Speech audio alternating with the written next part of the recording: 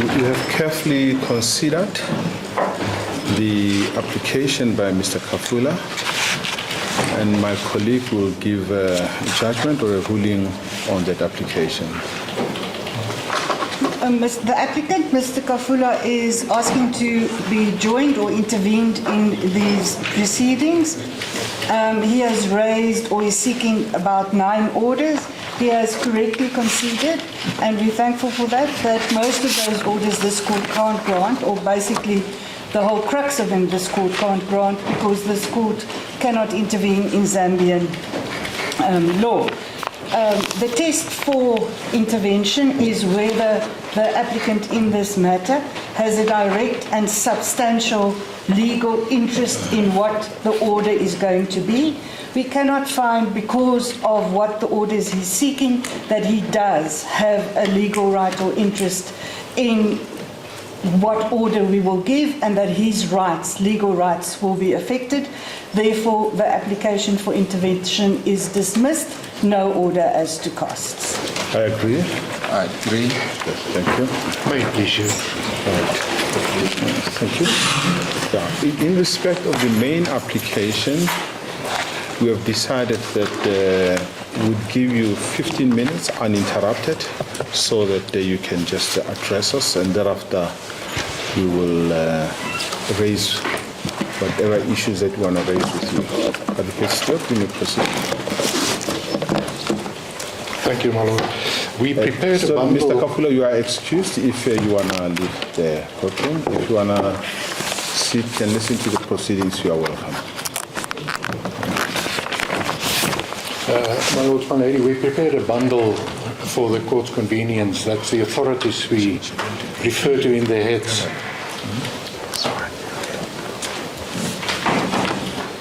We handed a copy to our learned friends. What the applicant seek is the deputation of the body of the late president to Zambia, and we contend that the applicant has a clear right. Why is that relevant? Because it's interdictory relief. The clear right we submit are based firstly to an extent on the wishes of the deceased, and we will take you to the founding affidavit where the respondents, in fact, and I may perhaps just clarify when I refer to the respondents, my lords, my lady, I refer to the 1st to 7th respondents. The 8th respondent, who is the undertaker, doesn't play any role. So a reference to the respondents essentially is a reference to the family. What they stated is that the deceased, his wish was, upon his death, he should be repatriated, but he should be taken by private charter. That's what they say up front. Then there were a number of engagements, and following those, there was a clear agreement reached. And that agreement entailed that the body would be transported, he would be given a state funeral. And it is that agreement that we say provides the clear right that the applicant says exists. What we also now know is that that agreement, which is contested by the respondents, was repudiated. And if that is the case, on the respondent's version, that there is no agreement, we say that the law relating to burial rights in any event affords the applicant the clear right that they seek to put forward. But there is a complicating factor, and that is that what we contend is that there is a foreign element present, and that the Zambian law should apply, considering all the connecting factors, and I will deal with that. And if we look at Zambian law, there is clear judicial precedent stating that in the case of a person of significant national interest, the wishes of that person and even the family of that person must yield to the broader public interest. So what we say, there was an agreement, and in Zambian law that agreement is binding and is enforceable. In the alternative, if there is no agreement, then in any event, the law relating to burial rights provides for the applicant to be able to afford a state funeral and a burial in Lusaka. In the event that the court should find that the South African law should apply, the result would be the same. We say there was an enforceable agreement. We can even spell it out in Latin, pacta sunt servanda. There was a clear agreement between the parties that the body should be repatriated. And in South African law, there is also authority to the effect that the court should approach the matter based on fairness, on the circumstances of each case.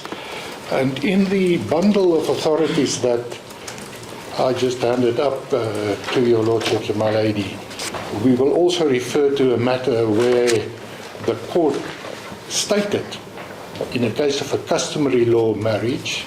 Just for the sake of clarity, bear with me. The bundle of authority that we handed up, is it also on case lines? It's been uploaded to case lines, my lord, yes.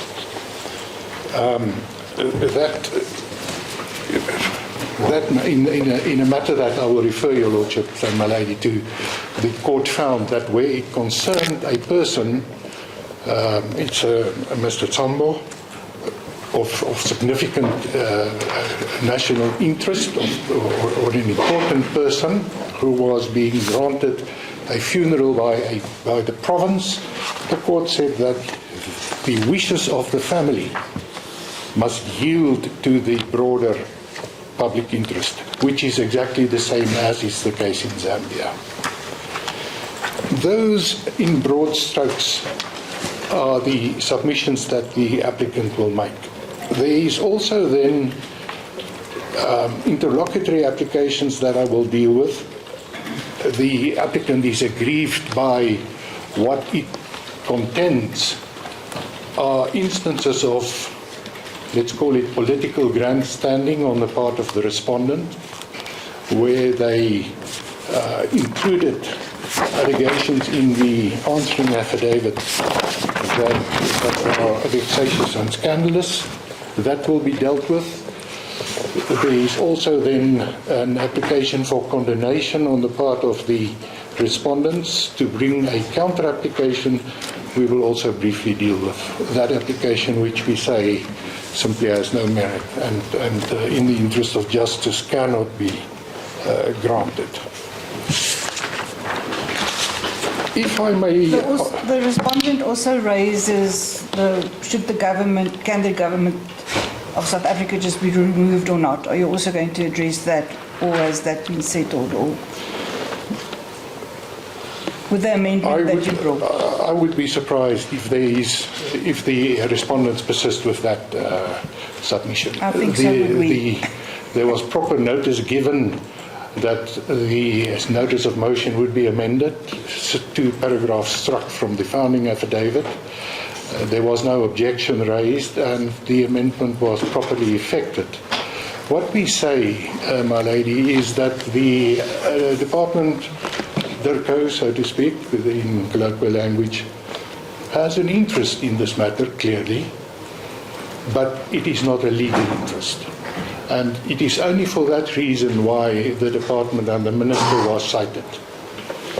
And for reasons that I need not dwell on, it was decided to remove the minister from as a party, as a respondent. And the court order clearly gave the minister the right to intervene if the minister felt that it should be heard. It had the opportunity to do so.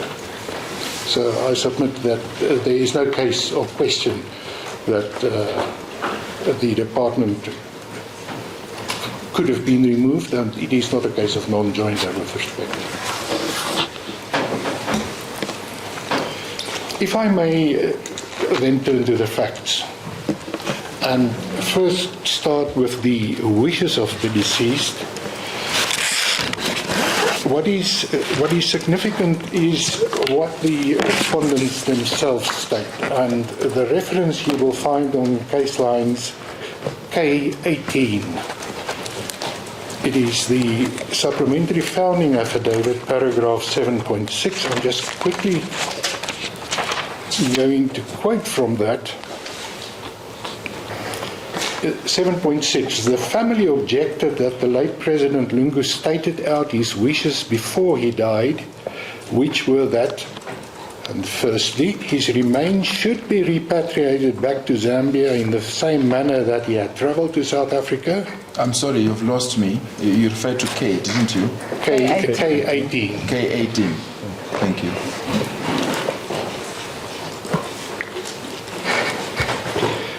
And then 7.63, in the event that he was accorded a state funeral, his successor should not be allowed to attend it. Now this comes from the respondents. So the important point is that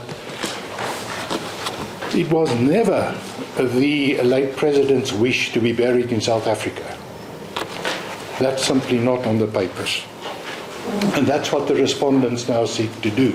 So what they want is, in effect, to go contrary and against the wishes of the deceased. What they also said is that in the event that there is a state funeral, his successor should not be allowed to attend it. Now that issue was dealt with specifically in the subsequent meetings that were held between the applicant and the respondents. And it is from those meetings that a compromise agreement flowed. And that compromise agreement, important, entails that if the president is present, he can be there, but he must be there when foreign dignitaries are present, and also when the funeral takes place, where heads of states are. And I will get to that, and I will take you to the relevant portions. So the first important point, dealing with the wishes of the late president, there is no indication that he wanted to be buried in South Africa. That's a starting point. Secondly, his wish was to be repatriated. In the founding affidavit, the meetings that were held then are set out. The first one is a meeting on the 10th of June. That was in City Lodge. You find in the supplementary founding affidavit, paragraph 7.9. And the gist of that meeting, I'm just going to summarize to the court. The president would be given a state funeral, and the current president, Hichilema, would not preside over it, but he would be allowed to receive foreign dignitaries. He may be present at the funeral where foreign heads of state would be present, and Archbishop Banda would celebrate the Mass. And then it was also agreed that the tentative order or program would be drawn up and shared. And that program was in fact drawn up. And there's some controversy in the papers. The applicant initially said, we drafted the program. The respondents then retorted and say, no, we drafted the agreement or the program. Mr. Scoop, just for me to follow, are you relying on FAA7? Indeed. Is that what you're relying on? That's what I'm now taking the court to my court. That program is extremely important for two reasons. Firstly, it was drawn up by the respondents, and secondly, following further negotiations, the parties agreed that that program will be implemented. And what we say is that it is exactly that agreement that we rely on. the agreement that FAA 7 be implemented. And it is that agreement that the respondents breached. If I may ask you to go to FAA 7, it's K64 on case lines.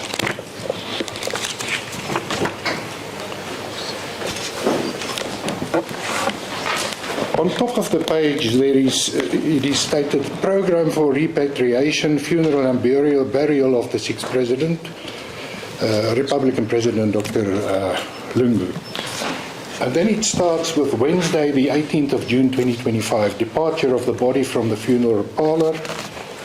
And then what will happen on that day is also, amongst others, it will be accompanied by military honors. That is after the body now has arrived at Lusaka.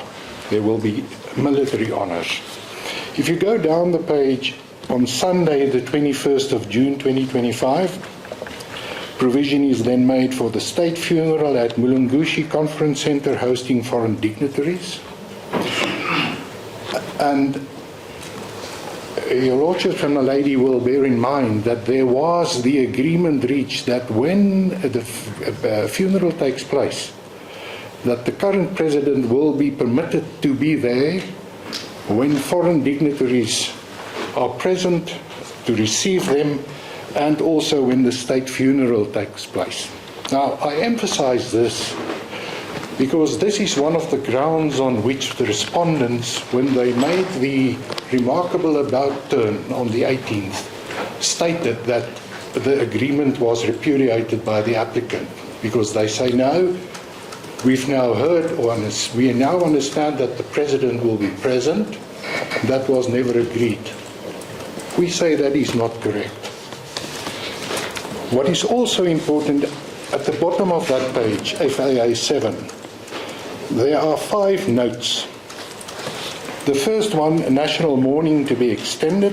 2, the body always to lay in state at Chifuema. 3, the body to be always accompanied by a relative, the aide-de-camp, and by the doctor, the physician. 4, the parties will consult and agree on who speaks at all events. And 5, the Honourable given Lubinda to speak on behalf of the Patriotic Front Party, who is the current opposition.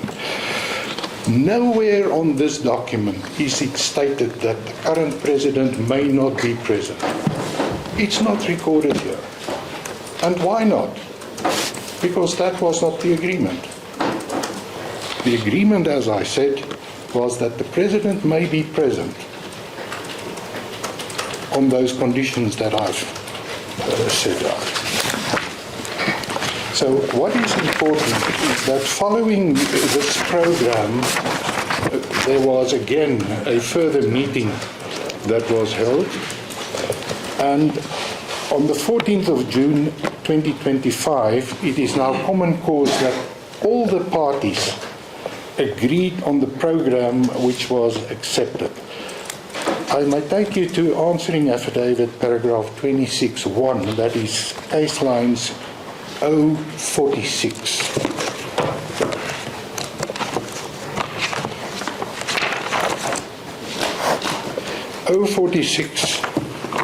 Is a very terse statement by the respondents, but extremely significant and important. Not so fast. I'm not so sure whether the case line page reference number is correct. My lord, it's 046. 046.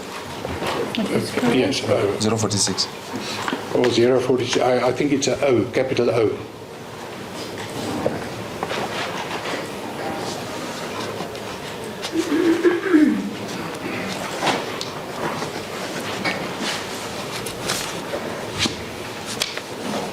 It's paragraph 26.1 of the answering affidavit. Thank you. I quote, the parties agreed upon the implementation of Annexure FAA 7 on 14 June 2025. And that is the applicant's case. What we say is there was a clear agreement. That agreement was repudiated on the 18th when the respondents refused to caused the body to be transported to Lanseria Airport. And it is that agreement that we seek to enforce, and that gives the applicant the clear rights. What is also significant then is that there was a further event. Perhaps before the further event, my brother says I may engage you. If we were to, because 26.1 make reference to Annexure FAA7 that you say you rely upon to say that there was this agreement. You'll recall that Annexure FAA7 makes a reference to the arrival of dignitaries. Do you say that this is the context within which the current head of state would have participated to receive foreign guests? That is a submission. Is that not the norm? Is that not the norm in relation to? That would be what one would expect, especially when military honors is provided, that the current president, as head of the military, head of the armed forces, would be present. What the respondents contend is, look, we did not understand it in that manner. We say that is an untenable proposition. And especially if you view this in the context of the earlier agreement, where the respondents contended, where the respondents agreed that yes, the current president may be present when the foreign dignitaries are there, and in the funeral when the heads of state are present, that clearly would be the position, my lord. Thank you. Is that not raising a dispute of fact? I submit no, my lord. What they say, and on the papers before the court, there was an agreement. We say we rely on that agreement. They say, properly interpreted, that agreement gives rise to further or to a different conclusion. That's a matter of law, the interpretation of the agreement. And we say that there is simply no basis to contend that such an interpretation is possible. So, with respect, there is no dispute as far as facts are concerned. There may be a dispute as far as the law is concerned. And we are comfortable to say that the agreement is clear and properly interpreted. The applicant should be entitled to have the body repatriated for purposes of a state funeral. That's been the clear agreement. And that's also, and that is the next step, my lord, what the respondents conceded when there was the joint press conference on the 15th. And the content of what the respondents during that press conference did was to candidly concede what they themselves described as a compromise agreement. And the spokesperson for the family, it's Mr. Zulu, he stated, he set out the terms of that agreement. And you find it in the supplementary affidavit, paragraph 9.5, it's case lines K24.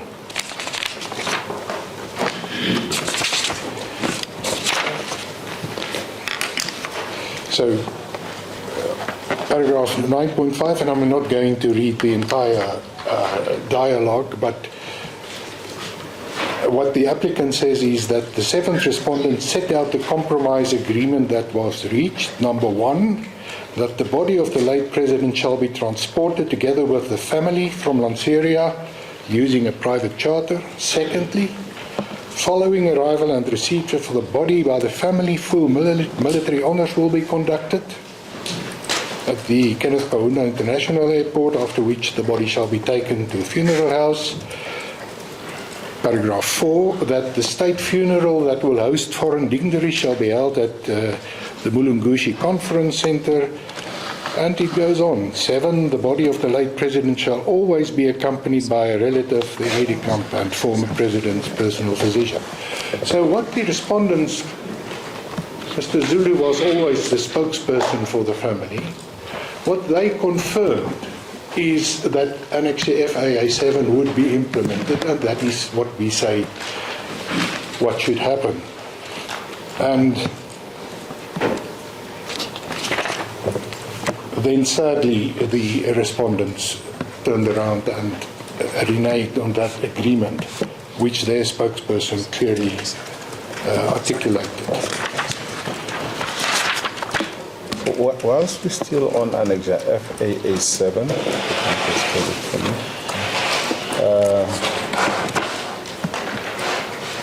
Mr. Makis can invite me to that annex, please. K64. somewhere at the bottom, I think it talks about that there will be further communications. Yes. Well, now is that not an indication? It says that parties will consult and agree on who speaks at all events. Now, the fact that an agreement has not been reached on this, is this not an indication that the parties have not yet fully agreed about how the former president's funeral will take place? My Lord, what the agreement says is that you will consult. Yes. Whether that would be enforceable by a court, that may be open to debate. And there is no allegation that the respondent or that the applicant would not be prepared to consult. So what the respondent said is that no, the president would preside over the proceedings, and they also indicated that they want to they want a private church service or a church service upon arrival to take place. And that, they say, was never agreed. Those are the two grounds on which they say the applicant repudiated. What we say, the fact that there was no agreement as to whether the president would preside or not, is it not an indication that the parties have not reached an agreement about how the funeral is to take place? what we say, my Lord, is that FAA 7 is the agreement. How you should implement it, that is the second question, and that's probably what your Lordship is asking. Does this agreement entail that the President would preside? What we say is, if you look at this agreement in its totality and the role that the President would play, there will be military honors where he will be present. I understand other things they have agreed upon. I think that's not an issue. Was there an agreement on the role that was to be played by the President? We say yes, because FAA 7 must be seen in the context, and that context is provided by the negotiations that preceded it, that clearly spelled out and set out the role that the President will play. You say item 4 on this annexa should be ignored. Item 4, that says the parties will consult and agree on who speaks at all events. Was an agreement reached on that aspect? Well, the parties agreed that there will be consultation. And the way I understand the law, my Lord, is that such an agreement, it's a pactum de contrahendo, so to speak. If they can't reach agreement on who should speak, there's no deadlock breaking mechanism. So this particular provision may be problematic. But my submission is it does not negate the entire agreement that has been reached.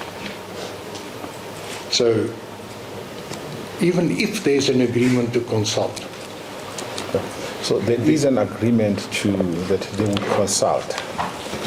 And the way I understand the papers, this issue of whether the President would take part or not was not agreed upon. That's the respondent's version, my lord. So the applicant's version is that they agreed upon. Yes, it was Is that agreed. not a dispute of fact? It was agreed that he would be present upon the arrival of the dignitaries and when the funeral take place, when the foreign heads of state would be present. But this issue that the parties will consult, that's the agreement.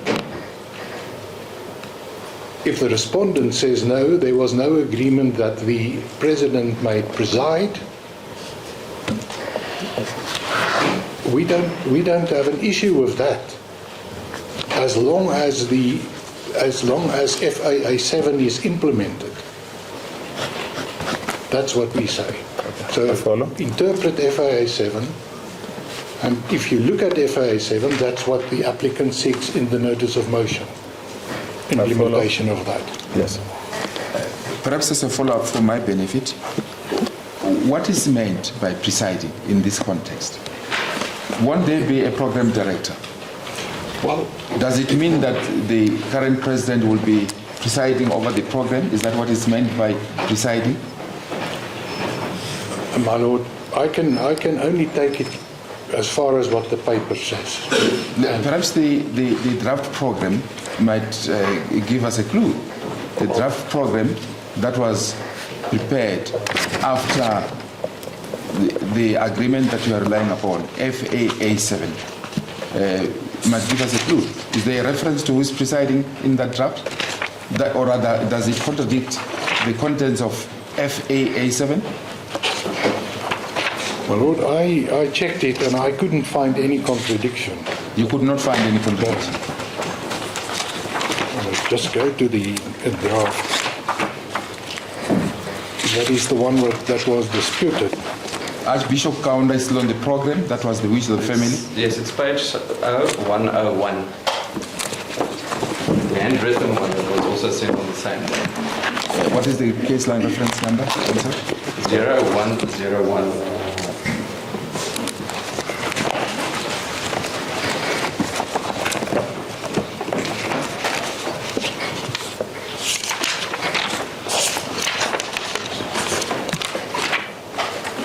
Mr. Marquis, you are the owner, please. Thank you.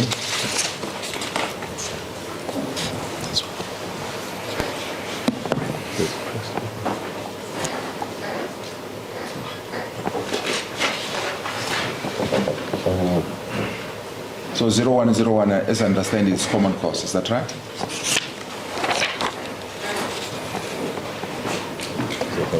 Yes.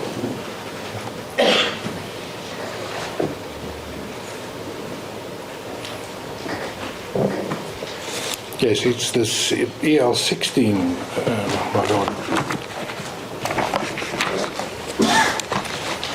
I just need to find the reference in the answering affidavits. 16. 16 is a test plan and it's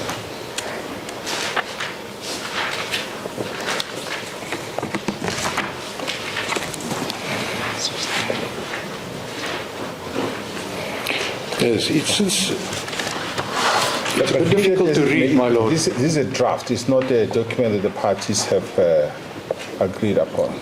No, this is, yes, it comes from the applicant, and my understanding is that this is why the applicants now say, look, the respondents say there was a breach. Yes. And this serial 2, I'm just reading from the document itself. Upon arrival at Mulungushi, Old Wing, the President of the Republic of Zambia will receive the family and the military will march the casket into the hall and position the casket in readiness for body viewing. Yes. Now that's not, who will say, in other words, that's not an indication that he will do a speech, will state anything. The way I understand this is just he will be present. And that appears to be the entire complaint of the respondents. Because the current president will be there, that goes against the grain of the agreement. And that's why they say there was a repudiation. Now, this ties up clearly with the military will be present, the president will be there, and he will receive the casket. So I'm afraid I can't see any contradiction between what this document says and what the agreed program also stipulates.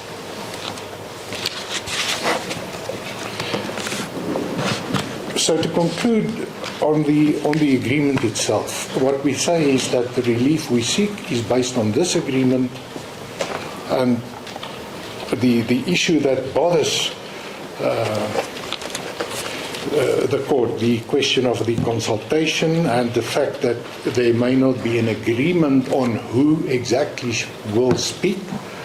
What we say is the agreement provides for a consultative What that process. means is who's presiding, because that is being made central to the dispute. Well, who will preside? Yes. As far as the funeral is concerned, it's clear that the Archbishop will preside. When the body arrives, the President will be there. He's head of state. He's the head of the military. He will clearly be in a position there to represent the state of Zambia, or the Republic. And if you call that preside, then yes, he will preside. What we say is there will be military honors. And if the conclusion is that the head of state will preside, then that is a conclusion that will flow logically from that fact.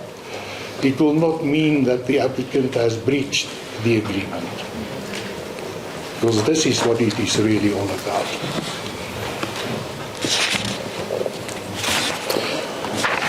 If we then move on, the respondents contend there was no agreement. We deny that. We say there was clearly an agreement. Then we say the law in respect of burial rights apply. And if you then ask the question, what law should be applied? We say that the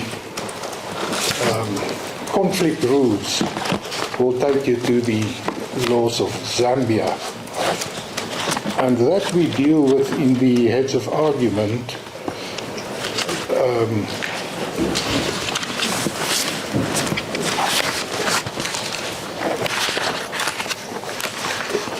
Paragraphs 3.6 to 3.8. Well, firstly, 3.4. Why do we say there is a foreign element? Is because this matter concerns the body of the late President of the Republic of Zambia. The family are Zambian citizens, Zambian nationals. The late President was domiciled in Zambia. He was only temporarily in South Africa. And what we say is, or what LAWSA says, is that if there's a foreign element, a court must go through various steps. And the first is the characterization, and that is to identify the dispute. The dispute here is clear. It concerns the burial rights of the state in our context, or the family. And then if you characterize the matter, then you should look at the connecting factors. And what we say is that the law of the jurisdiction that has the closest and most real connection with the case is Zambian law. On 3.5 of your heads, you correctly state that dealing with this issue, there are other factors to be considered, habitual residence, and the other aspect that you mentioned here is the place where the transaction takes place. Do you agree that this transaction took place in South Africa? Yes. And why should South African law? My lord, that's a complicated or a complex issue, because it may be that the law of Zambia would say, look, in an event such as this, you must look at the law of the contract, the place where the contract took place, the lex loci contractus. Yes. And the principle, I did not refer to it in my head, so the principle is the principle of renvoi. But what we say is that the law that has the clearest and most real connection is Zambian law. But yes, the court may decide to deal with the matter on the basis that the parties contracted in South Africa, the lex loci contractus should apply, and if you do that, then clearly the result would be South African law, and then the contentions that we have already made as far as breach is concerned would apply. Incidentally, the position in Zambian law is exactly the same as in South African law as far as the law of contract is concerned. In the heads I gave you a reference to an eminent writer on the law of contract. And what is also necessary just to briefly point out is that, and I see in the respondent's answering affidavit or in the heads of argument, it is stated that the applicants did not produce any expert evidence as far as the Zambian law is concerned, but that is not correct. The supplementary founding affidavit makes it clear that the Attorney General who deposed to the founding affidavit is an expert. He's the government's chief legal advisor. He has various law degrees. He's a practitioner. He confirms the position in Zambian law. And then there's also a further expert, Mr. Mutemwa, who is state counsel. That is the equivalent of the senior counsel in South Africa. He's also an expert in Zambian law, and he also confirms that the position in Zambian law is as is set out in the supplementary founding. I don't have an issue with that, Mr. Steele. What I need clarity upon is that since this is foreign law, the court may consider it. And if we consider South African law, we should also look at the constitution of the country regarding the dignity or the rights mentioned in the Bill of Rights. Yes. Now, if we focus or if we decide to consider South African law, shouldn't the rights of the respondents be given more weight? What we say is, if you look at South African law and you look at the right of the respondents, Yes. you should look at it in totality, and that will take me to the matter that I want to refer you to. But if I might perhaps just finish with the Zambian law and the law relating to burial rights. So do that. And it won't take me long, my lord. It is that matter of the people versus Secretary of Cabinet, ex parte Kaweche Kahunda. And you will find the relevant portion on K126, where the Zambian High Court stated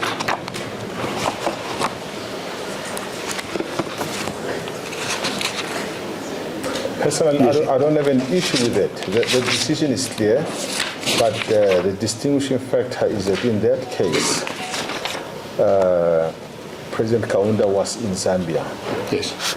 And the distinguishing factor is that in this case is that the body is in South Africa. Indeed. But you can proceed with your Yes. submissions. Apart from that distinction, the facts are almost on all fours. Because in this matter, the family wanted a private burial, not at Embassy Park. They wanted the court to respect what they also contended were the wishes of the late President Kahunda. And the court then found, firstly, there is no empirical evidence deduced in relation to the wish of the first of the first president, that's President Kahunda. Now, I may pause in this matter. What we do have is that the president said, I want to be repatriated. So if you can just bear that in the back of your minds. Then a state funeral is, my firm understanding, is a public funeral ceremony observing strict rules of protocol held to honor the people of national significance. And then the important conclusion is bottom of the page. A state funeral must stand as such from beginning to end, and I do verily believe that even if I were to hold that it was a personal wish of the deceased, this in my view is one case which must demonstrate that public interest overrides personal interest. And is that not so because it's a president or a late president? That places a different stance on the matter, as far as I'm concerned. Indeed, and this is exactly what we have in front of the court today. And if we look at the South African law, and that is the two matters, or that there are two matters that I did not refer to in my heads of argument. And these matters are, well, it's actually one matter. It's the matter of Sengadi versus Tsambo. It is item number 13 in the bundle that we handed up, and that was also in case lines T104. Item number? 13. Well, on the list of authorities, you have Gavama and Bete. It's T104 in the bundle that he handed out. No, on the index it's matter number 13, my lord. Yes. It should be T104.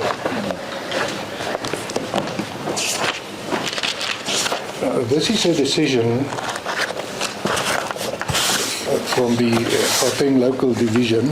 Mokgatleng J, His Lordship, granted that decision. And what this matter was all about, it concerned an application by the customary law wife to have the deceased buried at a place where they wanted to arrange for the burial, and that application was opposed by Mr. Tsambo, who is the father of the deceased and the father-in-law of the applicant. And the issue in that was raised was whether there was in fact a valid customary law marriage. And the contention was that the wife was not properly handed over to the husband's family. And the learned judge then found that that may be so. She may not have been properly handed over, but that provision in the customary law of marriage is unconstitutional. And he then found that because that requirement falls to be disregarded, there was in fact a valid marriage. His conclusion then is that, well, if that is so, the wife's wishes as far as burial must take precedent. But then comes an important part of that judgment, paragraph 41. You will find that probably T... 110. Yes, 110.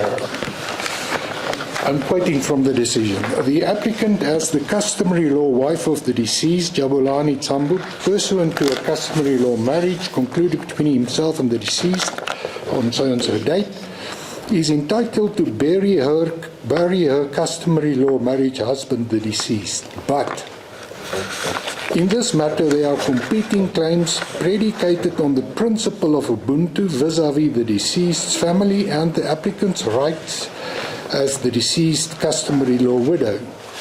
the considerations of public, the principle of fairness, equality, equity, and the interest of justice, and the balance of convenience, and the exigency that the deceased was a public figure of national importance and was to be accorded a civil funeral by the provincial government of the Northwest, which was funding the costs of the funeral burial of the deceased at the community hall, which was already booked. That as this urgent application was being argued, a second service was being held. And then the learned judge continues, paragraph 42. These multiple competing and practical considerations cannot be governed and resolved strictly on the basis of the principles governing the granting of interdict at this late hour, to interdict the respondent from the respondent, that's the husband and the provincial government, from proceeding with the funeral and the deceased. The court was obliged to exercise a practical common sense approach which prompted the court to subsume the legitimate burial rights of the applicant as the customary law wife of the deceased to the greater equally competing rights of the public interests and the deceased's family rights, more especially where the deceased body was lying in state in Mahikeng and so forth. So what we say is that there is already clear judicial precedent in this province and in the local division for an approach that we contend should be adopted. And in our heads of argument, we referred you to the two matters, the two decisions by Fleming, Mr. Justice Fleming, the Trollop and the Kutuane matter, where he also propagated and advocated a more flexible approach, taking into consideration all the circumstances. Now, I also need to point out to the court that that decision or those decisions were criticized.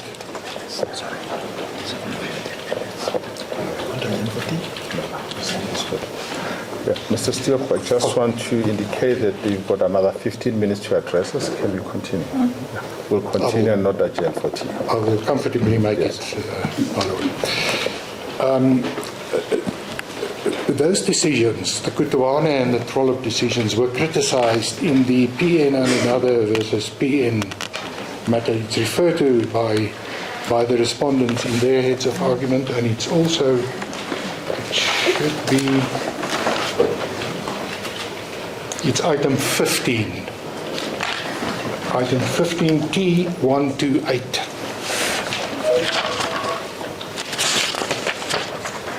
And in the PN matter,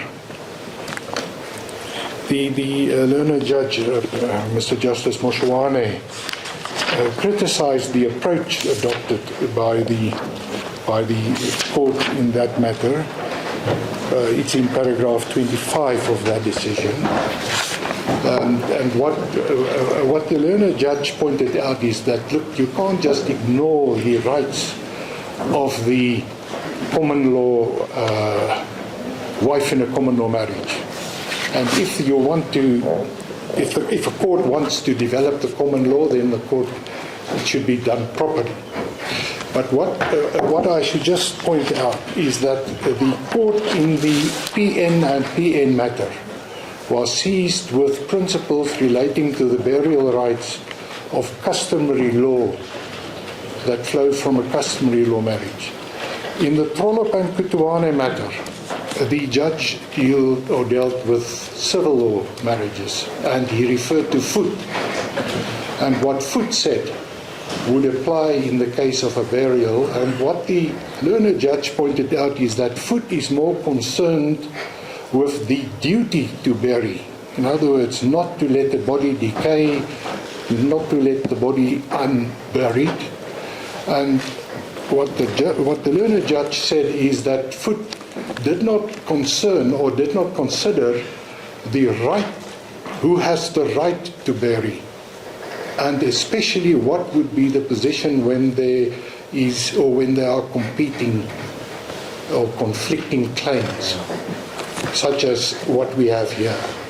And it is in that context that the court in Trollope and also in the second matter, the Kutuane matter, concluded that the court should adopt a flexible approach and look at all the circumstances. And what we say is those circumstances, as was the case in the Sengadi versus Tsambo matter,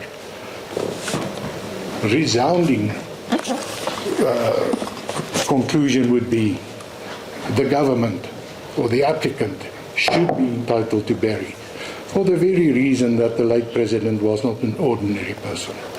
I might point out that the Tsambo matter, Sengadi versus Tsambo, it went on appeal to the SEA, and the SEA dismissed the appeal, but for a different reason. What the SEA found was that the court could not have, of own accord, concluded that the rule or the customary law rule to hand over the wife was unconstitutional. The matter was never raised on the papers.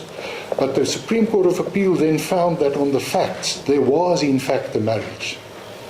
And it reached the same conclusion as the quota quo, but via a different route. But the SCA never criticized the finding of the quota quo in paragraphs 41 and 42. As I indicated or said, it dismissed the appeal. So what we say is that the principle in the Sengadi matter would accord with what was also found to be the proper approach by His Lordship Mr. Justice Fleming in the other two matters that I refer to. And it is also clear from that decision by His Lordship Justice Fleming that there is a difference of approach between what he referred to as the old Transvaal province and the position in the southern jurisdictions in the Transkei and Eastern Cape, where they give preference to the rights of the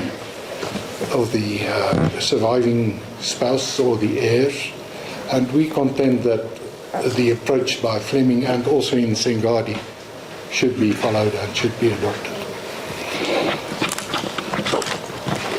That concludes my address to you on the merits. I just need now to deal with the condonation application and then the application to strike out. Briefly, please. Dealing with the condonation first. What the respondents seek to do is to introduce a counter application at a late hour, late in the day, so to speak. And the counter application is peculiar because what they seek to do is they want to introduce, and they say they do it on the basis of the facts already put before court in the answering affidavit, is to declare the agreement, which we have now indicated has its basis in FAA 7, to declare it void based on a misrepresentation, fraudulent, alternatively negligent. And then they also say, well, there are two further grounds on which we seek to impugn or have the agreement be declared invalid, and that is firstly because it is impossible to fulfill, and secondly because it will grant or cause undue hardship. And in the answering affidavit to that counter application, what the applicants simply say is that there are no facts provided to support any of those contentions. But taking a step back, when you seek an indulgence, condonation, you need to fully explain your delay, you need to fully explain the full period, set out the reasons, and provide the court with a reasonable explanation. And what we say is that the respondent simply woefully failed to do that. They never particularize when they concluded the counter-application should be brought, it is not clear on the papers what consultations they did. There are broad and generalized statements made that we consulted, and then we came to the conclusion that we should, that we will file the answering affidavit, but they don't say what happened thereafter. It was on the 11th of June. So what we say is that an applicant for condonation should show good cause. It has two legs, a reasonable explanation, which we say is lacking.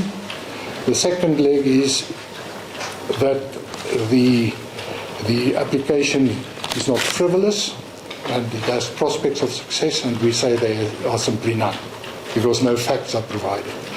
The Constitutional Court says there that ultimately it must be in the interest of justice, and we say under the circumstances that you have before you, interest of justice will never be served by granting condonation, which will lead to postponement of the matter. It will require further consultations, and that can simply not be permitted. The respondent or the applicant dealt with these issues in heads of argument. It is ZA, section ZA 02-6, where the heads of argument start, and we also refer you to the decision of the Constitutional Court. It is in the Van Wyk matter, Van Wyk versus Unitas Hospital. Those principles are well established, what the Constitutional Court says an applicant for condonation should satisfy.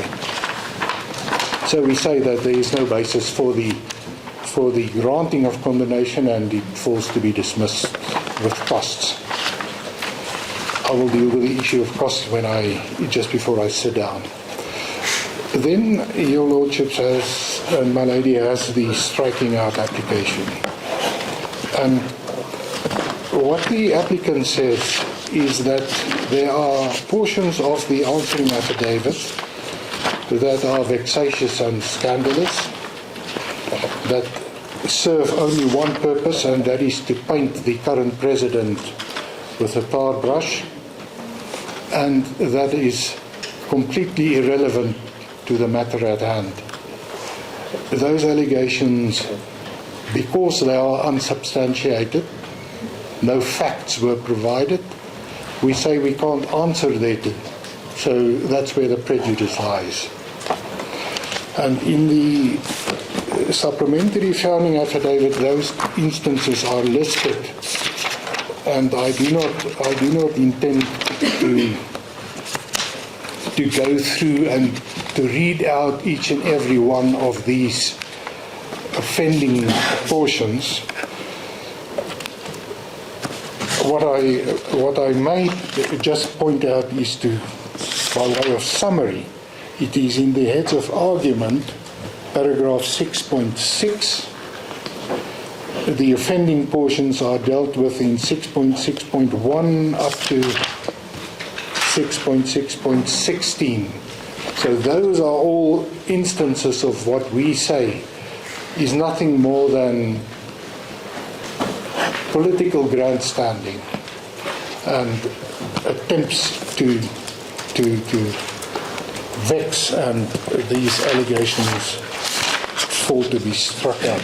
They are scandalous in the sense used by the Constitutional Court. Mr. Stoop, I really am battling to find that there is any prejudice to the applicant. If it is accepted, I'll just give by way of one example that the authorities refused the late president to travel to attend a conference. The authorities refused him permission to come to South Africa, as documented by the letters. So if they say that might have contributed to his early demise, where lies the prejudice? They are giving context here. My Lord, that particular allegation if my memory serves, we do not seek to strike. What we do seek to strike is where there are references to persecution, that the president fled Zambia. Those allegations, we say, have no place here because they are simply not the truth. Well, there are no facts to back them up. And that's why we say they must be struck.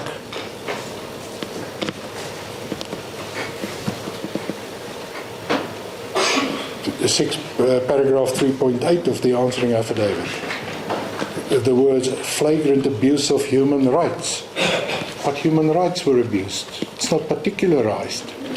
Those instances that they say he was refused permission to go to a church on one instance. He was refused to leave the country because he did not provide medical records in another. Are these instances of flagrant human abuse? Clearly not. So what are these? And that's why we say we are prejudiced. Why should it offend the applicant if there's a suggestion that he was compelled to seek financial support from family and friends against the background that his pension was withdrawn, pension benefit was withdrawn? What is offending about that? It is tied up with 3.13, my lord. It says this pattern of targeting the family members of political opponents, and then it ends with that sentence. Perhaps I can just go there, because you need to read these in context, in the broader context. So what they say is that there was a concerted effort on the part of the applicant to persecute. That's what they say, and that's what we say the applicant is prejudiced by. 3.13, if I may just go there.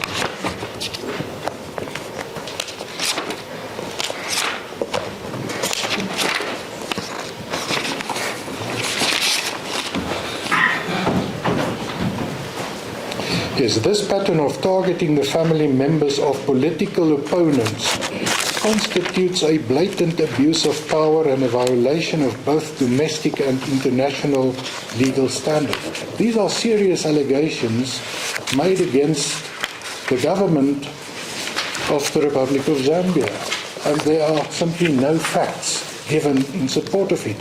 How does the applicant even start to address this?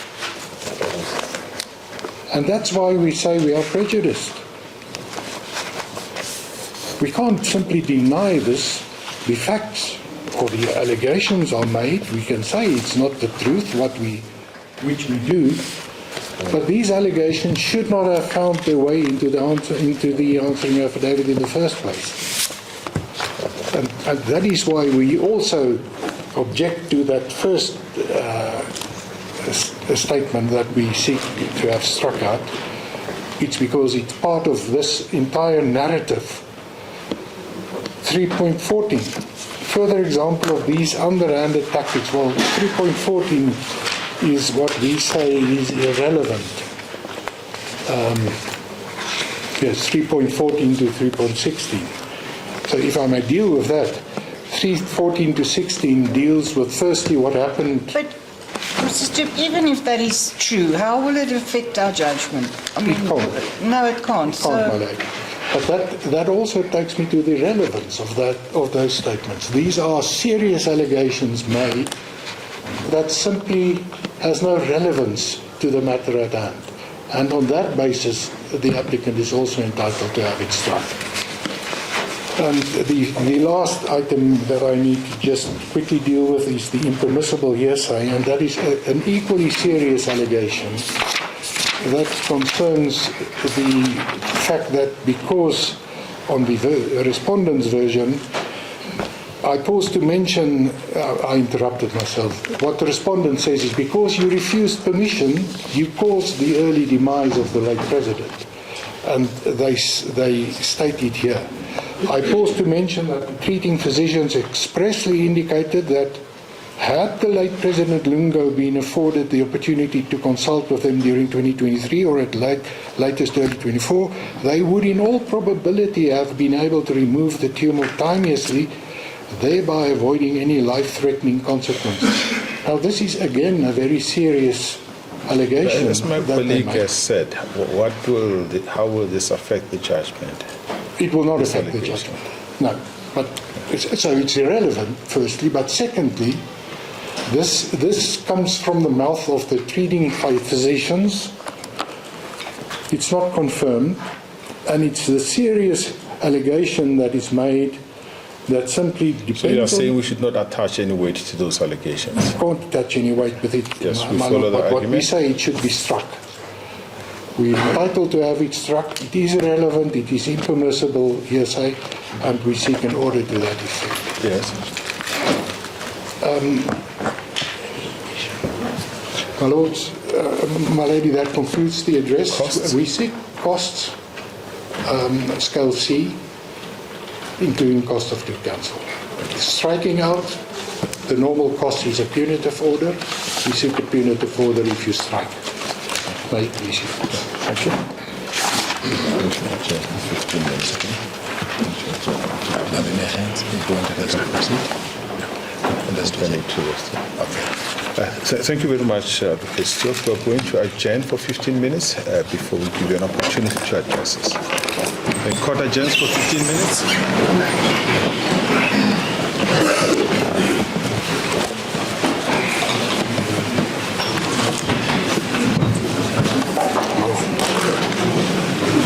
ladies and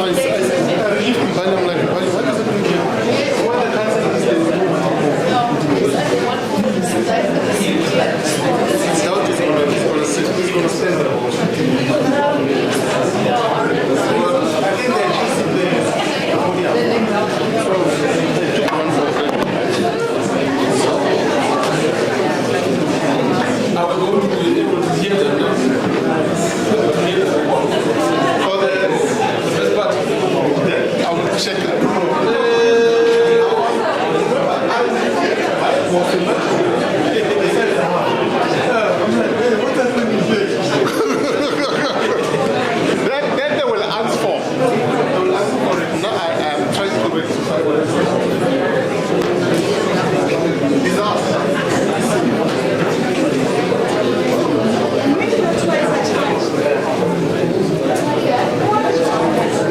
yeah, it was loud.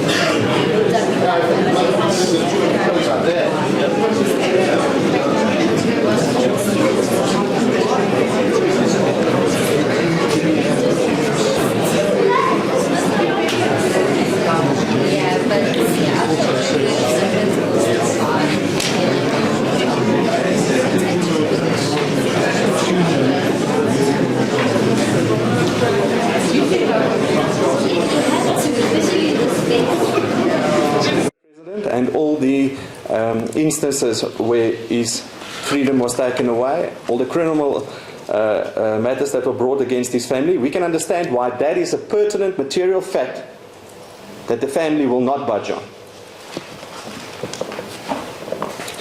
And then we need to compare FIA 7 with EL 16, because FIA 7 is the one that was referred to in the founding affidavit incorrectly, that was prepared by the applicants. That one was prepared, in fact, by the respondents.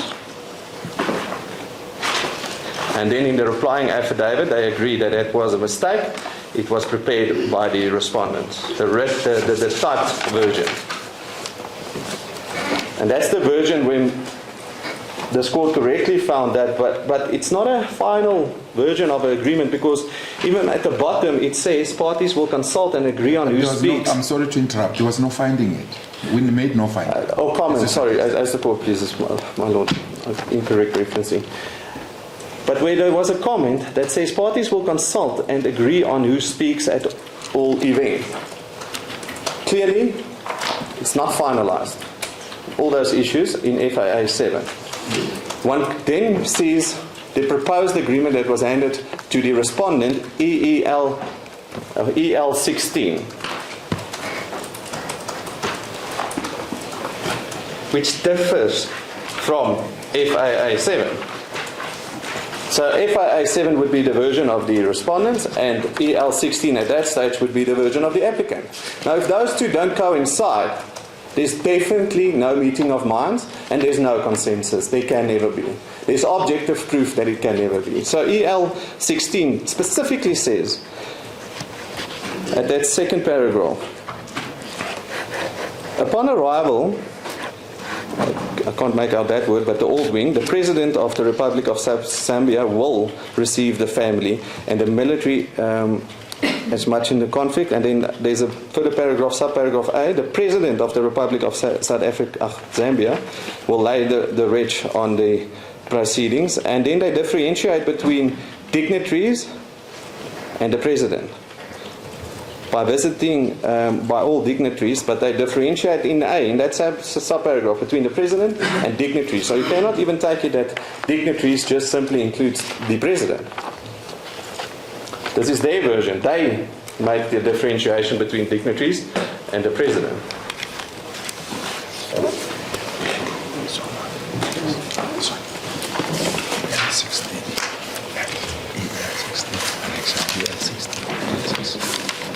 Now, just one moment, please. That's good, please.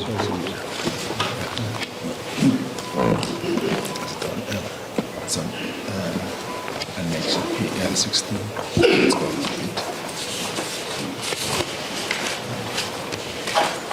Let's go down. Okay.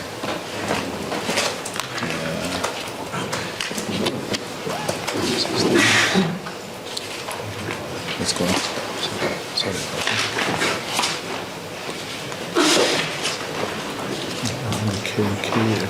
You are in the office of the court. Invite us to EL 16, please. No, I'm referring to your opponent because your colleague is struggling. Okay, 0101. I don't know if those two are connected. 001. 101. 101. 101.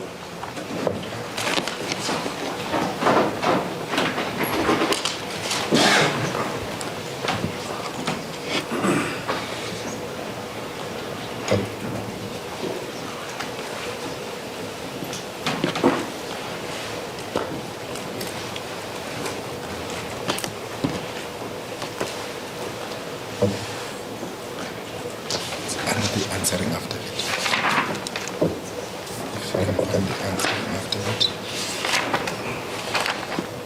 it. Is it in order? 0101. Yeah, let's go to 16. Yes, all the way down. Then, sorry, not so fast. Oh, there you are. Okay, got it. Thank you. So we need to compare, my lords and my lady, those two documents with each other. Does it speak to each other? If it doesn't, there's no agreement. And I submit it doesn't. Even EL 16 a lot more comprehensive than FIA 7. and then makes the differentiation between the president and dignitaries, and then obviously where the president is in fact then going to attend the funeral and preside over the funeral in EL 16. And we know in our replying affidavit now, in the replying affidavit we see that according to the applicants, it's an impossibility that the president will not be presiding over the funeral if it's in Zambia. In their replying affidavit, they make it clear. Impossibility. The president will be there. The following events of the 10th of June, with all due respect, doesn't take the matter further for the applicants. If there's no agreement on the 10th, there's no agreement on the 10th. That's the pleaded case in the founding affidavit. But what the following events does show is that there's differing programs being sent and withdrawn, clearly indicating no meeting of minds, no finalization of the proposed funeral. And that is EL 17 on page 0103. That contains a watermark that says draft. Where's the final agreement reached on the 10th of June? There is none.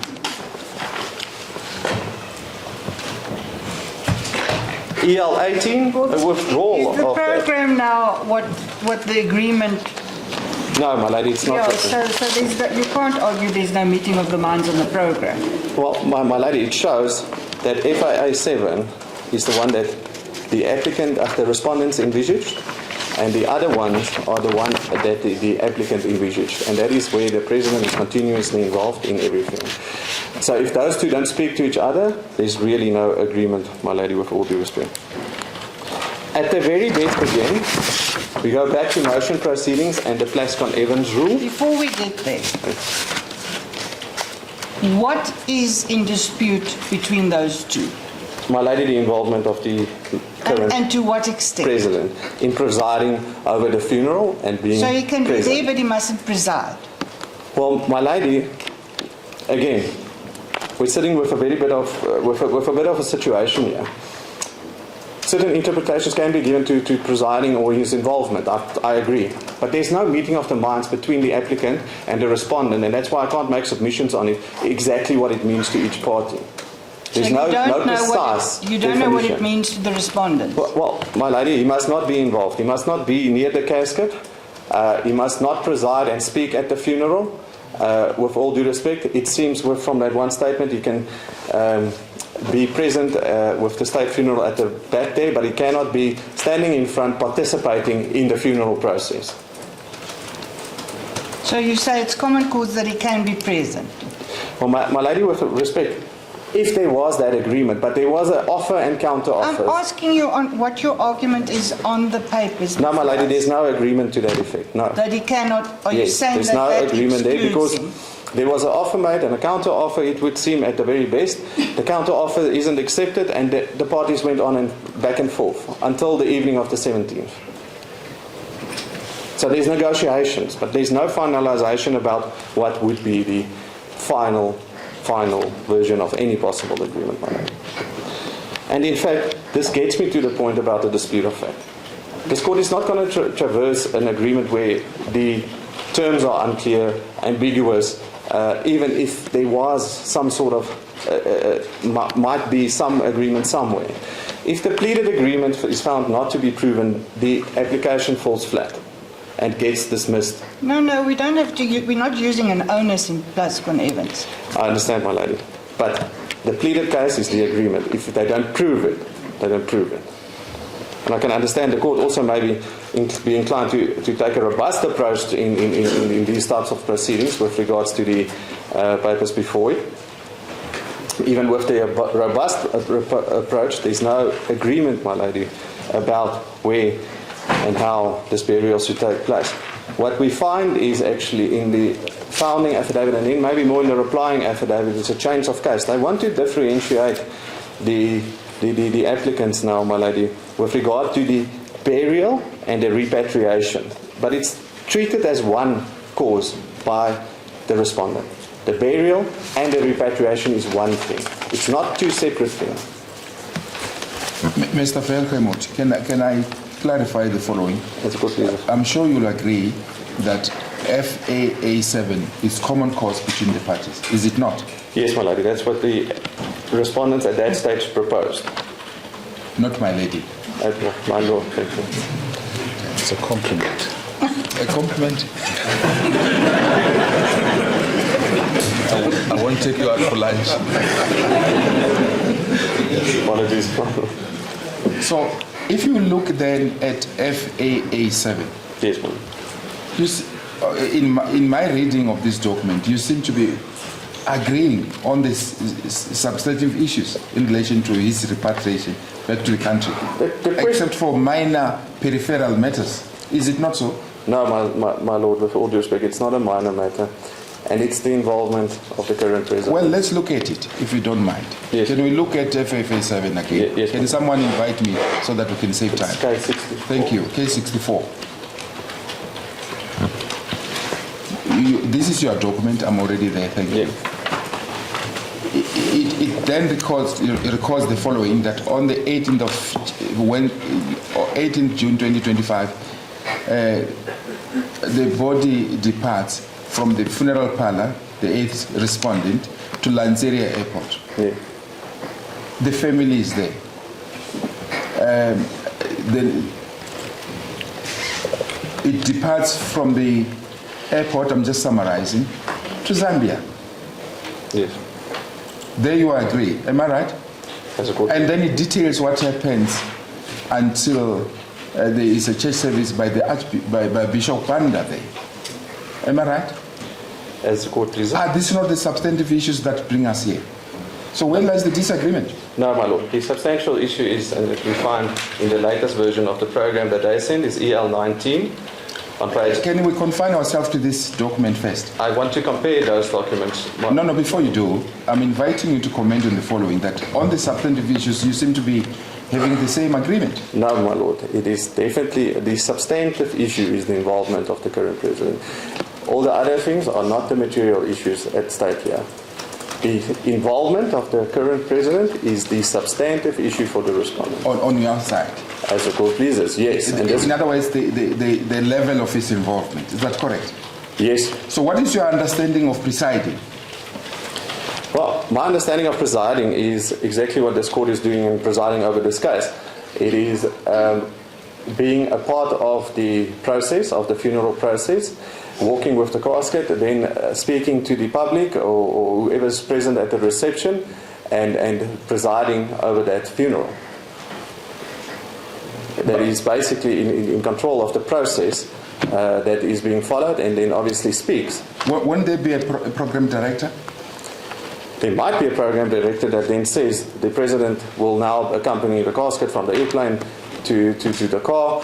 The car will then be transported to the church, and at the church the president will then receive the casket and then walk with it into the church. All of that, with all due respect, there's no consensus on. Okay. Is it not agreed, or is it not common cause that you agree that he may then receive, dignitaries? Heads of He can receive the dignitaries, but that's beside from presiding over the funeral. So you have no issue there that he can receive dignitaries? Well, at that stage, then everything changed because we don't meet. There's no further agreement between the two parties. So they made an offer, FAA 7. Then the applicants say, basically, there's a counter offer, and that is EL 16. And that's where the issue comes in. After that, nothing gets agreed to. But you can't say nothing. It's one issue. Well, my lady, after that, nothing gets agreed to, and that's why we're sitting in this situation. If I make an offer to buy somebody's car for 100,000 rand, they say no, and there's no agreement. A month later, they come back and say, but I'm going to keep you to that 100,000 rand, then it's not possible. No. If I say I'm going to buy the car for 100,000, but I also want a spare wheel, it doesn't mean that the whole contract doesn't exist. No, but this is coming back to an agreement that you refuse to accept. That is what the applicant wants to do and seeks to do. And then it says, it doesn't matter what the respondents say, the president will be there in the replying affidavit. And please explain to me your contention about the repatriation and the funeral. I didn't understand that. Some of the argument seems to suggest in the replying affidavit that there should be a differentiation between the cause of action being the repatriation and the funeral itself being almost separate. It seems that the applicant wants to firstly just get the body in Zambia. And that is the repatriation part that they say we agreed to. Well, they're not wrong with that. And then they say it doesn't matter after that, and we're not looking at what we agreed to with regards to the burial. We need to ignore that. But we can't ignore that. It is one cause. And one issue that was negotiated. It wasn't negotiated separately. So we cannot get the differentiation between the repatriation and the burial process. Can this court make an order that the president of Zambia should not take part in the proceedings? No, and that's where we get to the council. You've answered me. My next question is, if there is a repatriation, are the respondents barred to seek an appropriate order with the Zambian High Court? My Lord, that's an interesting question because I actually don't think the applicants are barred in seeking the appropriate order. But what's before the court today is not appropriate. Why shouldn't they go to Zambian court and seek an order and then enforce it in South Africa? Because you said we cannot make an order against the president. No. So I'm saying if they are in Zambia and the coffin is there, they still have got the right to go to courts and then seek an appropriate order that would suit them. Because as far as the body being taken from here to Zambia, that was not an issue between the parties. My Lord, it wasn't an issue, but then it led to the agreement not being reached. This is the court. About the burial, not about the repatriation. It is not two separate things, my lady, with all due respect. Oh, okay. Not different causes of action. It's not different causes of action. It's the same cause of action. The whole burial process is one cause of action and dealt with as such. With regards to, is there an appropriate remedy, interdict? Yes, they should go to Zambia, get an order there, and then enforce a foreign judgment in South Africa. What's stopping them? So even on that, the interdict should fall away. That's not the point that I was making. If they are in Zambia. No, that's not that cannot be enforced here because... yes, that's not what my Lord is placing before me to answer. But I'm saying, is there appropriate remedy for the applicants other than this court that would disincline them to an interdict? Yes. Approach the Zambian courts. Get your order, whatever you want, and we'll oppose it there or do whatever we need to do as the respondents. And you can enforce it in South Africa if you want. You've got an appropriate remedy. The application as it stands here, those 15 pages in the founding affidavit is dismally defective, doesn't set out a proper course of action, doesn't show consent to an agreement, flies in the face of the Plascon Evans rules. With all due respect, that founding affidavit is thin and doesn't justify the relief that's being sought here today, my Lord. On how? Can you explain to me? Well, my lady, I've already showed that the alleged wishes of the deceased is not shown in the founding affidavit, despite what my lady French said. With regards to the agreement, there's objective evidence showing there's no meeting of the minds. There's office, counter office, there's no meeting of the two minds. I think you made your submission on this. Yes. Your submission, wait a minute, please. As the court pleases, just answering my lady's question. Let me finish talking. Your submission is that there was no agreement and the applicants cannot base their application on the agreement that was reached. Yes. Is that your submission? As the court pleases. Yes. Now proceed.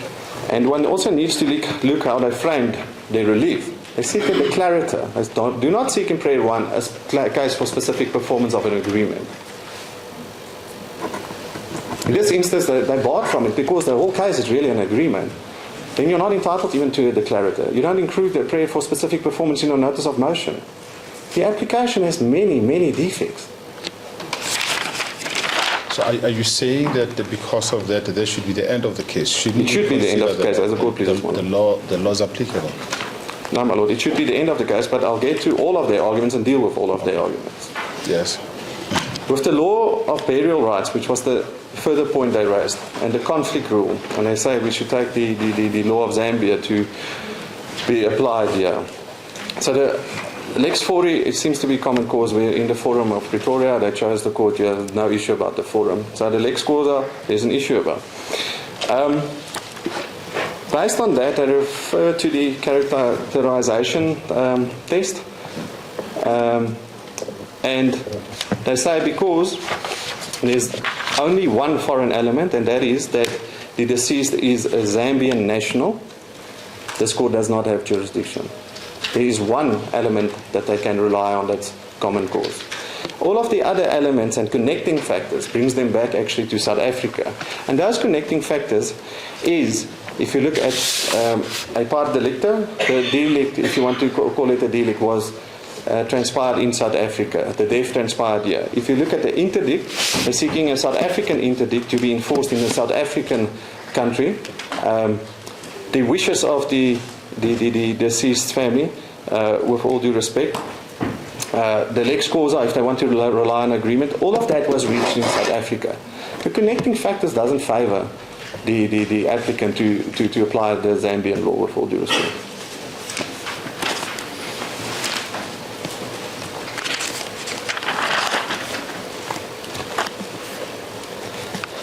If one wants to even maybe look at the Zambian law, again, I need to play devil's advocate here and deal with everything. The Kahunda matter doesn't take it further for the applicant. It's a review, doesn't go into the merits of the application. That's clearly stated in that judgment.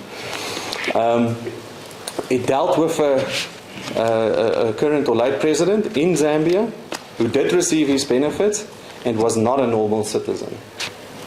So the Kahunda matter doesn't really help them, with all due respect.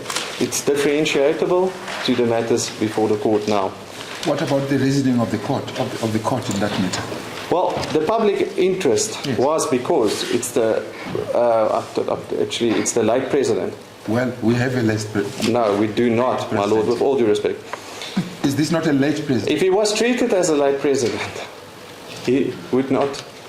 We would not have these issues, with all due respect. His benefits and everything was taken away. Is he not a former president? He is a former president. So what's the issue? With regards to how he was treated, he wants nothing to do with the current president. And that is completely understandable, taking the context of this matter. If I were to have, or any person to have, and it's not about who's right or wrong, it's to see the context here.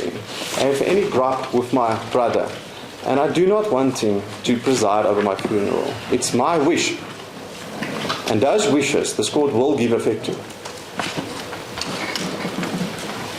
Like I say, rightly or wrongly, doesn't matter. Practicalities aside, doesn't matter. The wish of the deceased is that the current president must not be there. And in fact, he said it on numerous occasions. There's podcasts, there's his own words about how he was treated, and one can understand that he doesn't want the current president to preside over his funeral.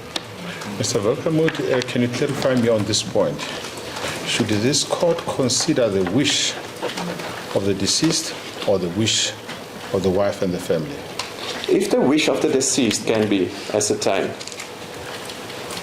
about where to be buried, this court needs to enforce it. If it can't be, you look at, according to South African law, and even the cases my learned senior friend refers to Singadi and the like, all of those cases in South Africa, you look at the deceased, does he have a will, does he say where he wants to be buried? If he doesn't, if we can't make that call, then we look at his wife, basically.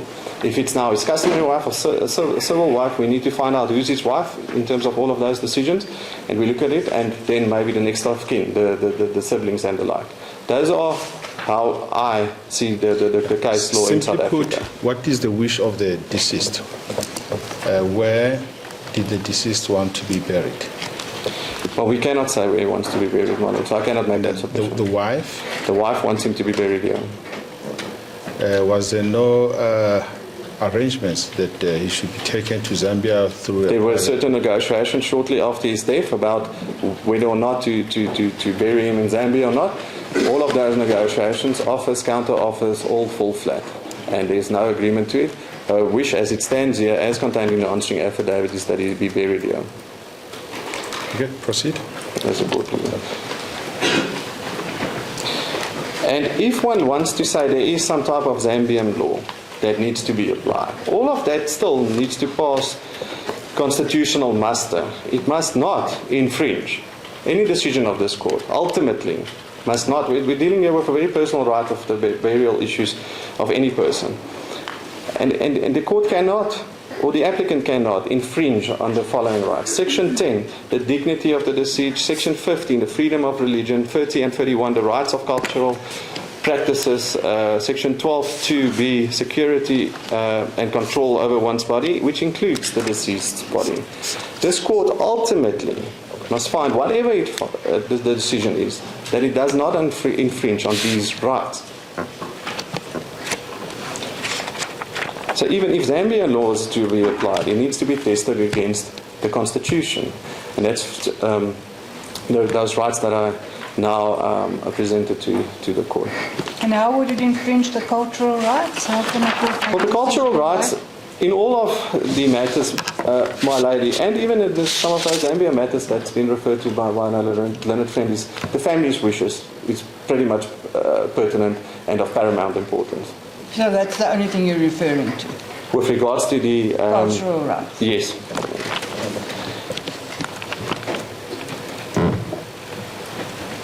And then, in this instance, the dignity of the deceased, he made it very clear that it would be against his wishes and, according to him, undignified to be buried when the current president is presiding over his funeral.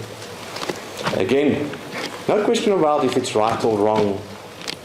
It is his wishes.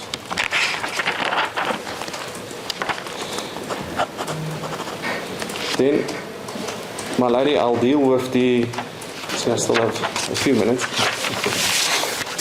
My lord, I'll deal with the conditional counter application and specifically the condemnation that is being objected to. So condemnation is in essence being sought for a period of 5-6 days roughly, which I would submit is not a great degree of lateness, taking into account the following: the type of application or time periods that the parties had to comply with, the very real situation that everybody wants finality to these proceedings, and in the interest of justice, I would submit that those the facts and the pleadings, because the affidavit must contain the facts and the pleading, therefore we had to file the conditional counter application to align our pleadings with the facts. Something the applicant chose not to do any further with regards to what type of relief they sought. They sought a declarative. They didn't seek specific performance in prayer one there. So we needed to align everything to make sure that everything's before court, everything's properly ventilated. The facts that we rely on, which the applicant says is non-existent in that affidavit, is existent. We rely on all the facts already stated, the representation, the impossibility that they admit to say if there's a breach, it's not material, and in any event, it's impossible to agree to such a term because the president will be there. And then obviously the undue hardship has already been dealt with. It will be undignified to force the respondents to have the current president preside over the funeral of the late president. Sorry, are you saying we must read those factors in? Those factors are dealt with because we incorporate the factors of the answering affidavit in the counter application. We start off by saying everything that's said in the answering affidavit is applicable. The reason why the conditional counter application was filed is to bring into a conditional counter claim, which is just the prayers need to align with all the facts. So we're saying there's no agreement, but we're saying, for argument's sake, if the court might find there's some sort of agreement, we need to plead in the notice of motion, in the counter application, that it is impossible to enforce that agreement that they then suppose or present to the court as the agreement. We then need to say that there's undue hardship and that specific performance under these conditions can never be granted because it is subject to the Constitution and the rights of the family. And therefore, where are the facts for this conditional counterclaim? in the answering affidavit and in the affidavit itself. So we must go and look for it in the application for No, my lady, consider the application for condemnation. Family, is it true? Is there good reason for that? All of that they can answer to.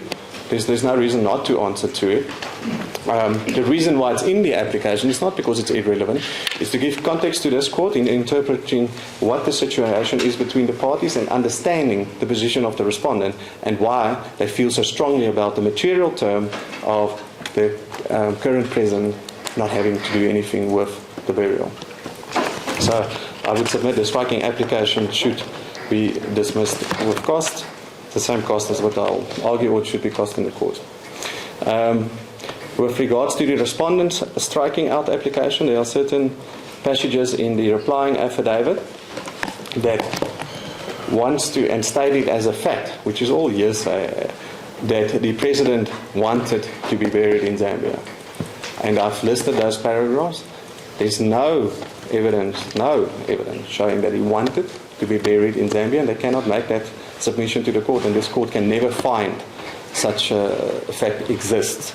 Wherefore, those parts in our striking application is all hearsay and irrelevant and should be struck from the replying affidavit with all due respect. The last issue, which I will not belabor, I'll just submit, and the submission is already made in my heads of argument with regards to the ex parte order that was made by this court by the variation of the original court order and the conduct of the attorney for the applicant. The papers make it clear that she was aware of certain facts which she did not convey to the court. And under those circumstances, that instance needs to be referred to the LPC for further investigation. It should not transpire that any officer of this court... Has that been done? As court pleases, Mano? Has that been done? It is in our... Has a complaint been... No complaint has formally yet been lodged. We are a bit busy with this, but I take my lord's point. As the court pleases, like I say, I'm not going to take it further than what is said in the heads of argument. Then with regards to cost, we deal with cost also quite comprehensively in our heads of argument and set out the reasons why costs should be awarded on an attorney-client scale in favour of the respondent. If it's not on an attorney-client scale, I would submit that cost on a scale C would be appropriate, including obviously a cost of the employment of two counsel. The reason being the very serious nature of the application, that the respondent was forced to abandon a burial that was already planned, money already spent. It caused great embarrassment to the respondent and the family to having to cancel that burial on a very, very short notice. The original application, they say in the urgent application that they got notice on the 18th of June that the body will not be repatriated back to Zambia. That's correct. Then they ought to have brought it already on the 20th and not waited till the 25th. On the day of the burial to bring such an application, it's an abuse of process and caused great distress, especially to the widow of the late president, and embarrassment because everybody was already sitting and present at the burial that was arranged for the 25th of June. Further than that, we see, and I submit, that the founding affidavit does not support the relief that the applicant is contending for. It's seeking a declarator. But in fact, it seems to be more relying on an agreement. They're not pleading specific performance at all. They're not seeking really specific performance in the notice of motion at all. They would never be entitled to a declarator that they're seeking because the case is really about an agreement. A declarator is something else with different requirements. I think you've made it. If the court pleases, my lord. That's all for the Let me respondents. just ask you one question. Having regard to the nature of this matter, parties sat down, tried to reach an amicable solution. Well, I'm not yet done. There were costs that were incurred by the respondents in arranging a funeral and so forth. Wouldn't it be appropriate that the court would make an order that each party to pay its own costs? my lord, it's a very novel application. Decision that the court would make. I understand what my lord's conveying, that it might be an option for this court under the circumstances dealing with the burial rights, and that there's not really, it seems, pertinent case law on this point yet. It is probably a little bit novel.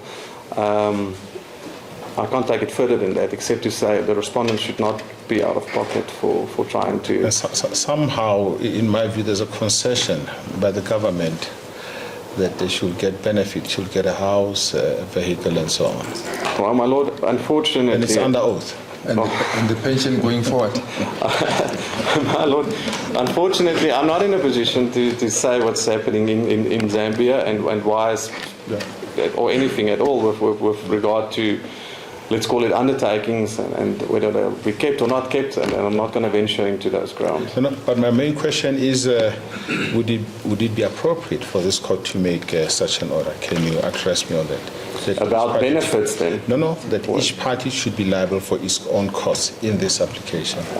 My lord, I don't think it would be appropriate. I don't think the respondent needs to be out of pocket, Okay. with all due respect, but I understand that it's a novel point. Thank you. Advocate Diop, you ready to reply?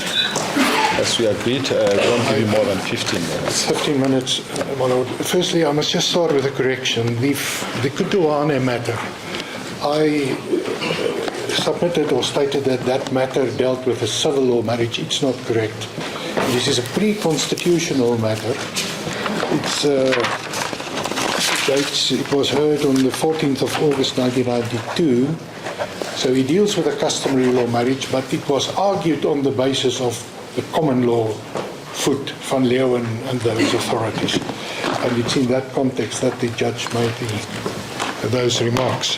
There's another matter that I just need to also draw your attention to. It's the matter of MT and MC, MT versus MC and Faith Funeral Home. We will upload the reference on case lines. It's the case number. It's a decision by Adams J, Mr. Justice Adams in the South Gauteng High Court. And in that matter also, he came to the conclusion that where there are multiple competing and practical considerations or multiple competing claims, these cannot be ignored and cannot be governed and resolved strictly on the basis of the principles according to the granting of interdicts.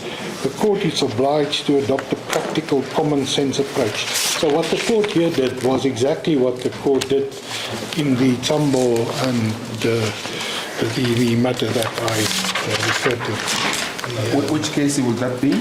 It is this case I just want of... to refresh my memory. I know I went through it, but I can't remember. It's MT and MC versus Faith Funeral Home, my lord. I don't know if it is in the bundle. It's not in this bundle. It's either referred to by my learned friend or it was referred to in the matters that were quoted. So we will upload a copy of this decision. But it certainly also lends support to a more equitable approach or more common sense approach, and especially in this type of matter. Firstly, starting with the submission, which I found rather extraordinary, that the late president was an ordinary Zambian. That is simply preposterous. But that argument it's grounded on the provisions of the Benefits Act. And the applicant, through the mouth of the Attorney General, says the Benefit Act is clear that the benefits are just suspended for so long as you engage in active politics. Upon his death, that impediment or the reason for the suspension falls away and the benefits become payable. One of the benefits is funeral costs. And what the Attorney General says is this is the way the Act should be interpreted, which is in the realm of, obviously, your lordships and my lady can read the Act. The Attorney General confirms that a sensible interpretation is the interpretation that the applicant attaches to it. Are we getting an assurance that PESAL now in Zambia is running in favor of the widow? It must. That's what the Act says. She will get a house, I think she gets a car, children get benefits, those will follow. It's in the papers. I think it's a concession, maybe as to how the Act should be interpreted is something else, but it's a concession that is made. Based on the papers, my lord, yes.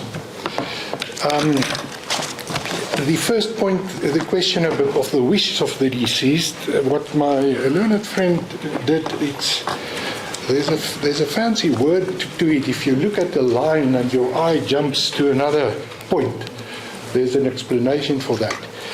Your Lordship, or the court referred my learned friend to what is stated as far as the wishes of the deceased are concerned, and that is in paragraph 7.6. The family objected that the late president stated his wishes. My learned friend said, no, but that's denied. And then he referred the court to paragraph, the answering affidavit, paragraph 19.1 on 044. But if you look at 044,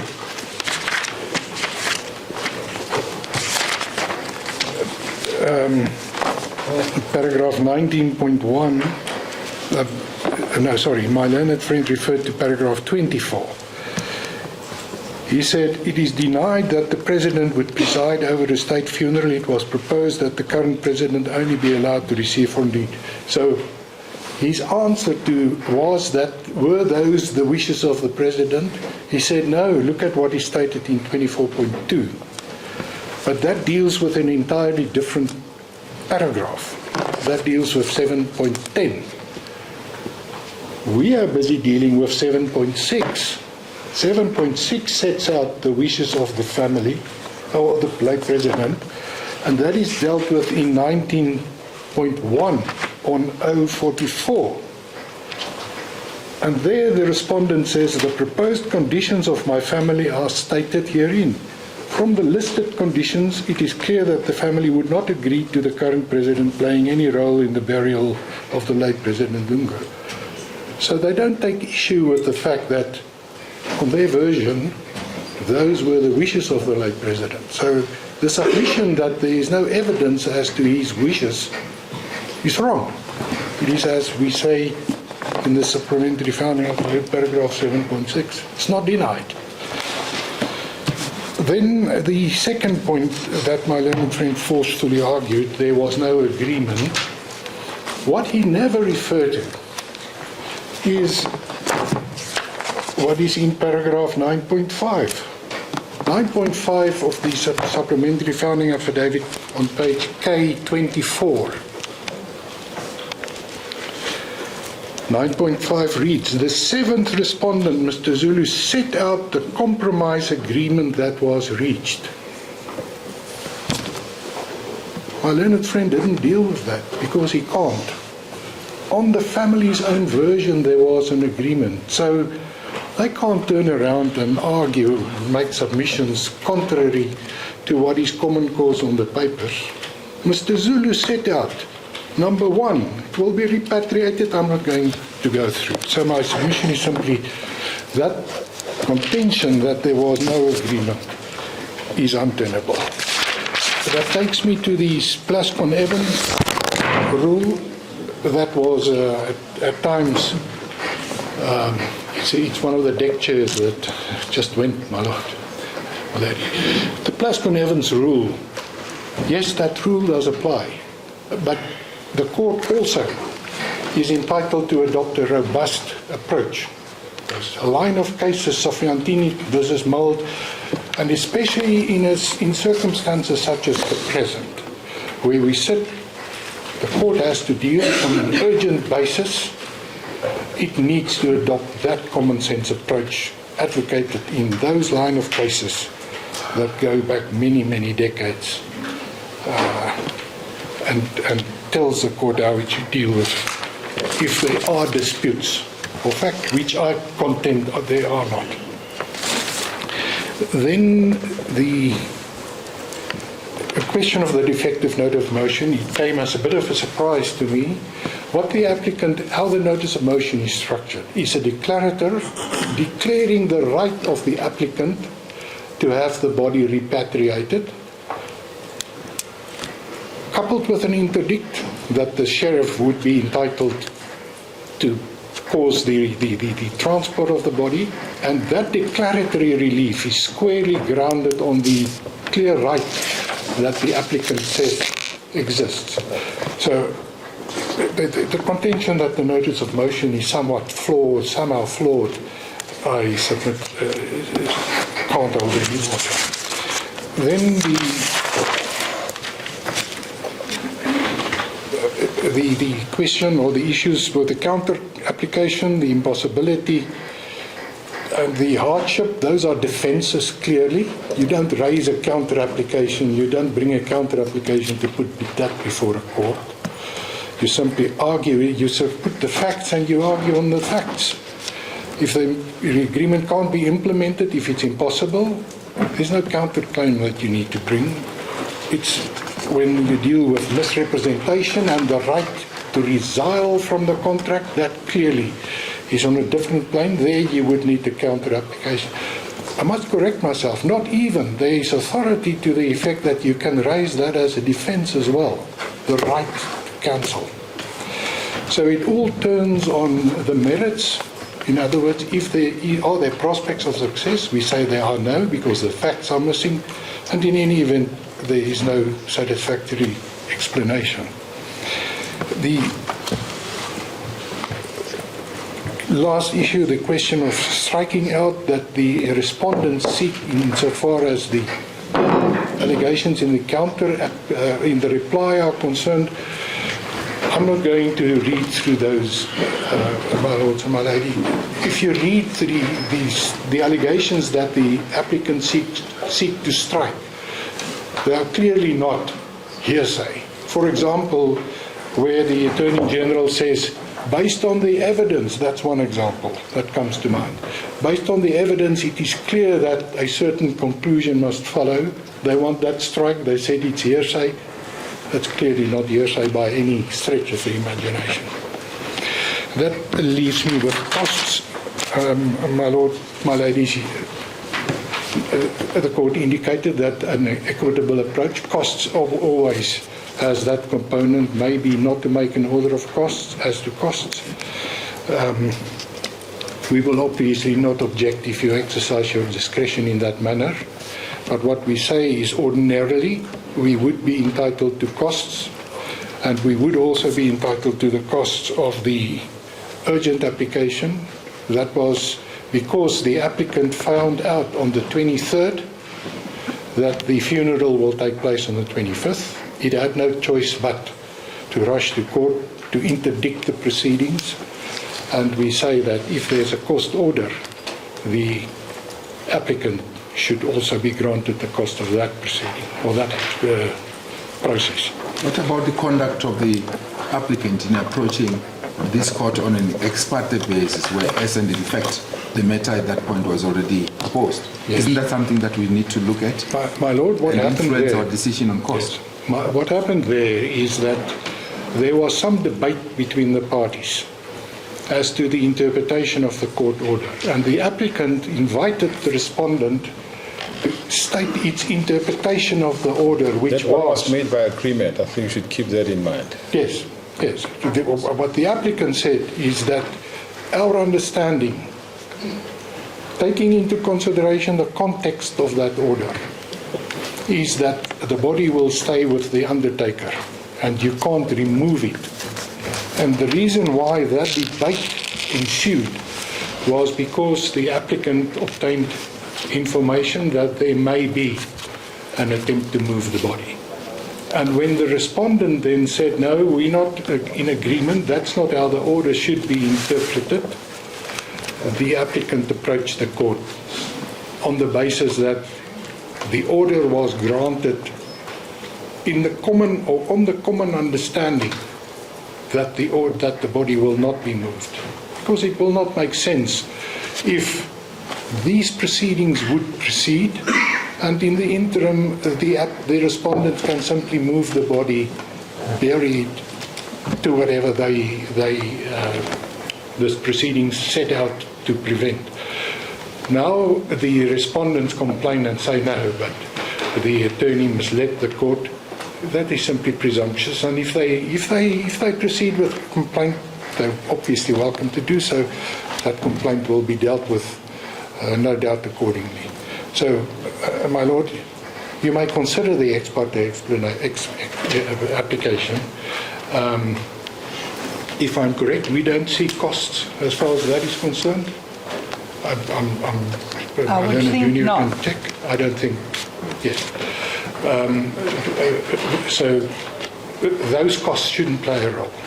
And you can take it into account, certainly. My pleasure. Thank you very much. We are thankful to the submissions made by all council. We hope it will make our task, this difficult task, a bit easier to deal with. And we are also alive that there is an urgent matter that needs, that judgment should be delivered quickly. The undertaking that this court can make is that they will ensure that judgment is delivered not later than Friday. It may be tomorrow, but not later than Friday. May I please? On those basis, court adjourns.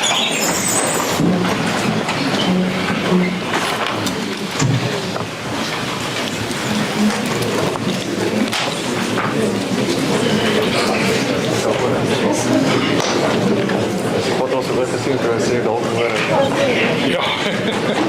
Zeg dat ik in de strijd is. Probably. Dank je, Casper. Let's see.